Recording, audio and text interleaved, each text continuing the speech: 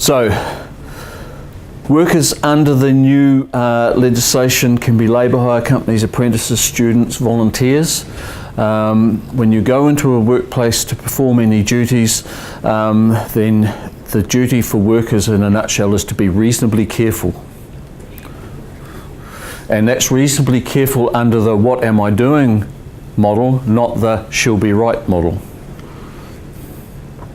Okay? So they need to take care of their own health and safety.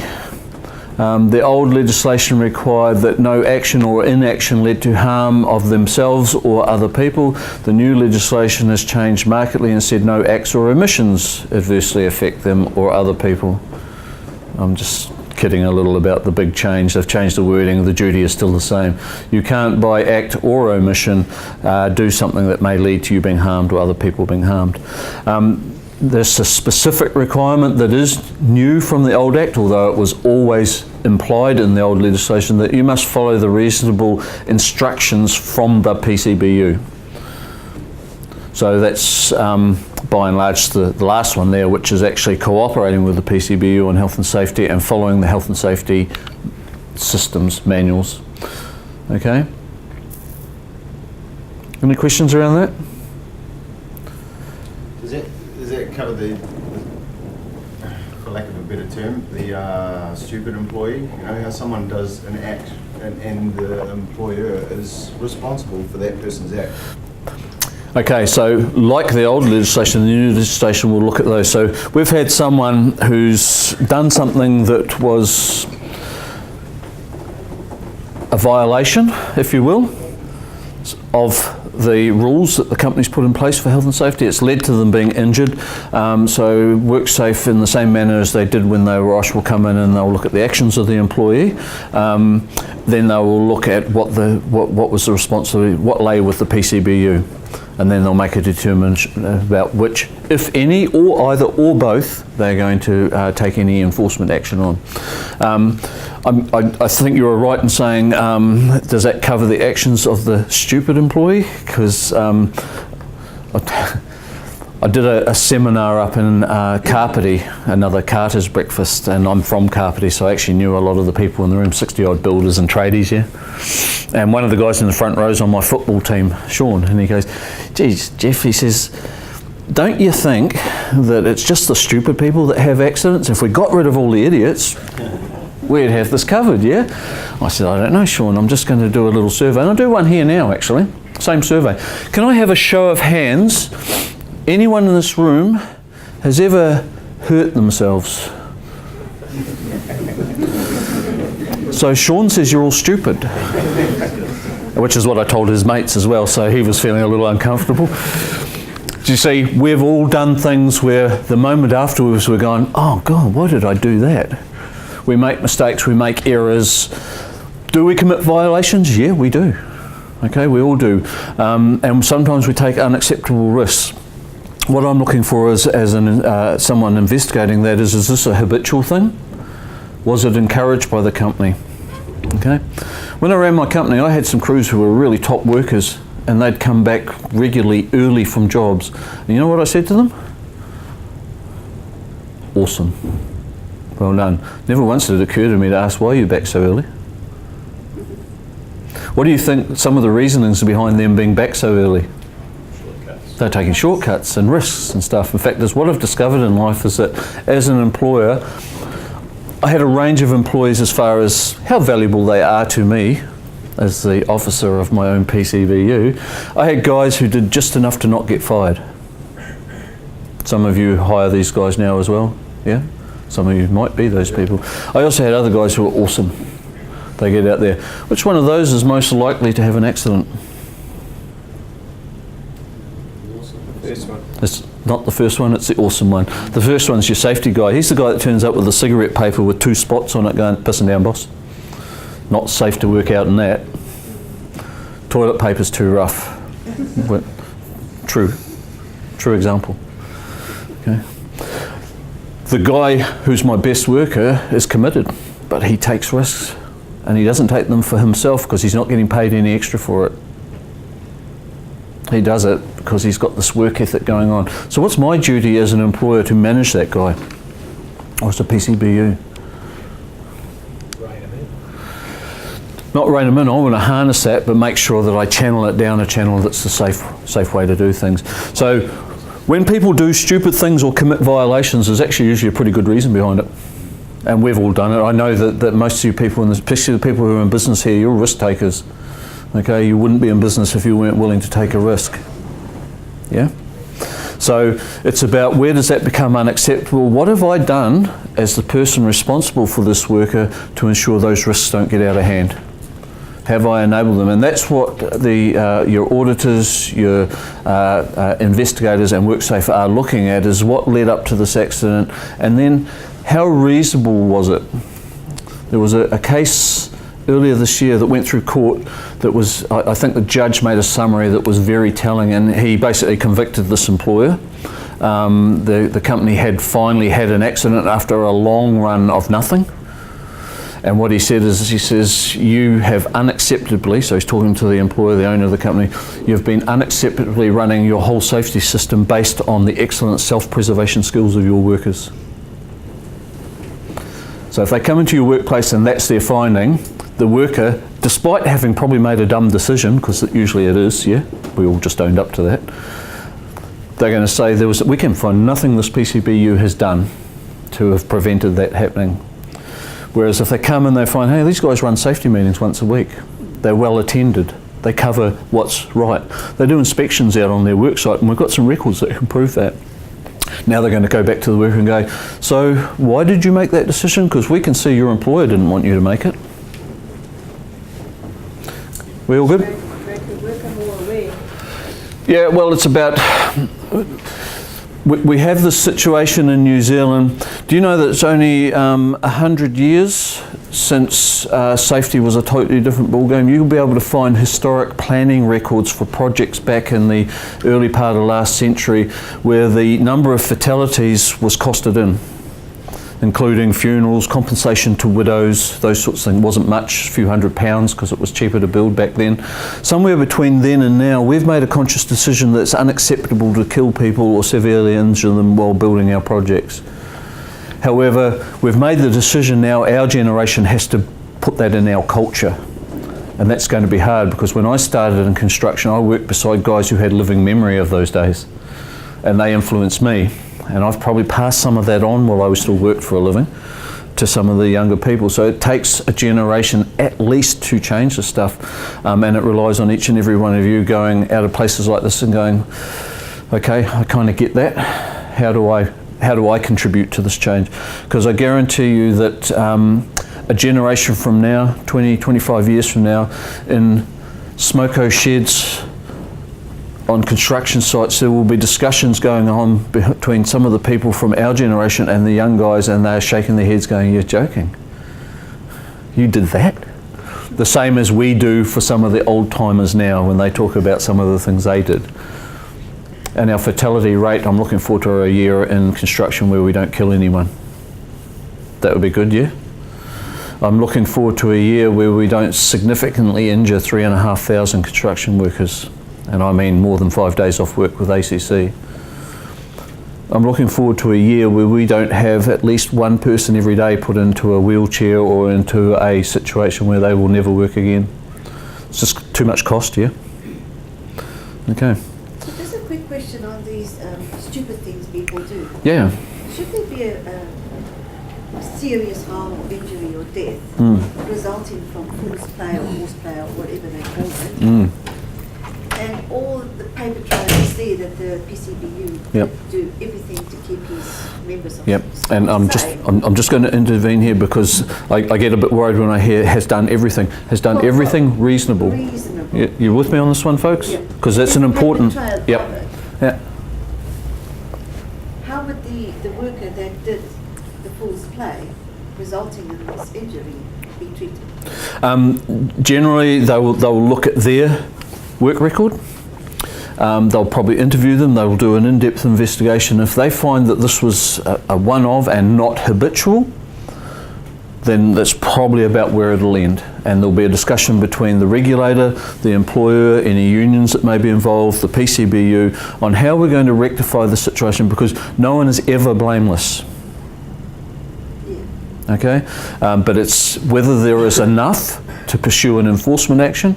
The other thing I think, taking from your question, that we all need to recognise is you don't need an accident. Okay? In fact, there's a lot of people say, oh, I can't have any accidents. Well, here's the reality, you will. It's the nature of humans to have accidents. Okay, we're trying to keep them down to an acceptable level and the harm to an acceptable level. It's not illegal, either under the old legislation or the new legislation, to have an accident. Nowhere will you find it written that it's illegal to have an accident. In fact, we've got a requirement to record them. Got a legal requirement to record accidents, so by default the law says you're going to have accidents. Under the new structure, WorkSafe have actually set up WorkSafe assessment teams where they're going in and they can intervene before the accident. And we had a notable case late last year under the old legislation of a builder in Whangarei, I think it was.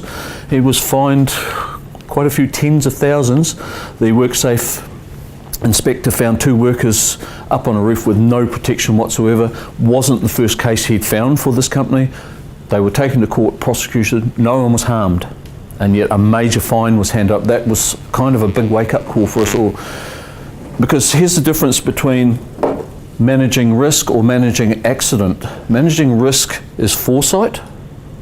Managing an accident is hindsight.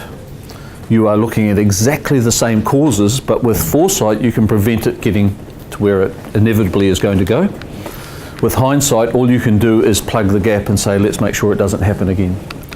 And unfortunately, we have a poor skill set when it comes to investigating accidents in New Zealand, and far too often the investigation goes along the lines of the employee was stupid and to fix the problem we've fired him.